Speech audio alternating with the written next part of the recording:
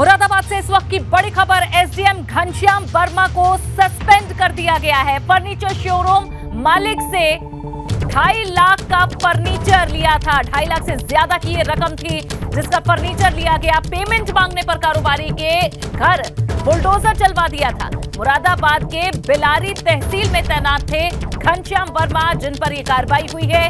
जांच के बाद शासन स्तर पर यह बड़ी कार्रवाई हुई है। इस वक्त ये बड़ी खबर, मुरादाबाद से एसडीएम घनश्याम वर्मा को सस्पेंड कर दिया है।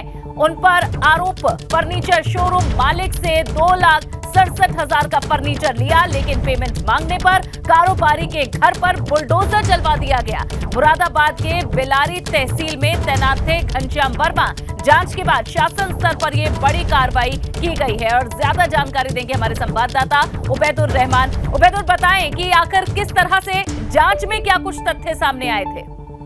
देखिए अनु, ये जो घनश्याम वर्मा है बिलारी में एसडीएम के पद पर तैनात थे और इन पर आरोप एक फर्नीचर कारोबारी ने ये लगाए थे कि इन्होंने पहले फर्नीचर खरीदा और उसके बाद जब पेमेंट का नंबर आया तो इन्होंने उसके घर को तोड़वाने के लिए बुलडोजर भेज दिया।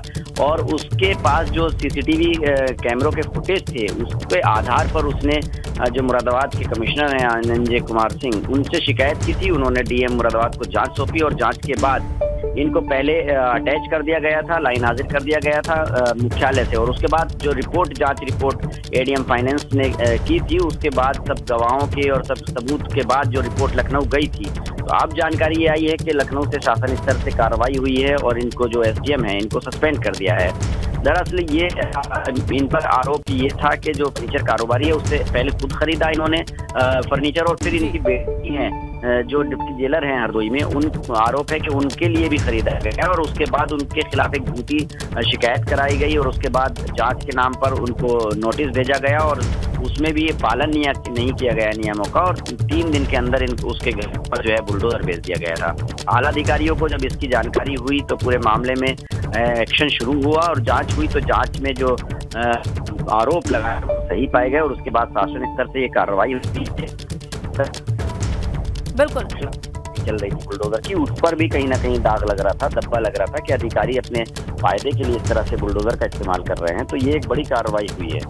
बिल्कुल। और उबैदुर रहमान, बड़ी प्रमुखता से एबीपी गंगा ने इस पूरे मुद्दे को उठाया। इसमें जो तथ्य सामने आए थे, जो पीड़ित थे, उनसे बात की और हर तथ्य को सामने रखा और अब उसी का नतीजा है। साफ तौर पर एबीपी गंगा ने जिस मुहिम को छेड़ा, जिस खबर को दिखाया, उसका असर है और अब ये बड़ी कार्रवाई हुई है। क्या इसमें कुछ और लोगों का भी इन्वॉल्वमेंट था? क्या उन पर भी किसी तरह की कोई कार्रवाई हो सकती है?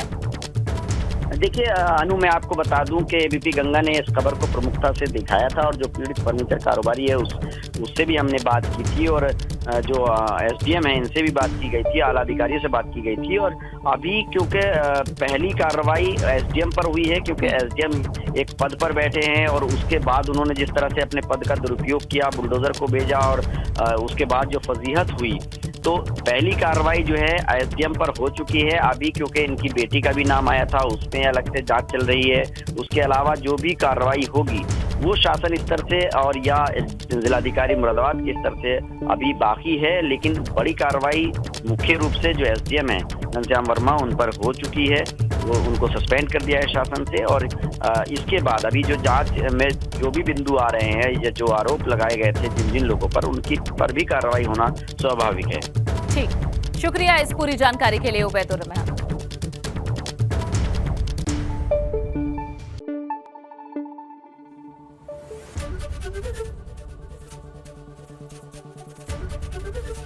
एबीपी गंगा, खबर आपकी, जुबान आपकी।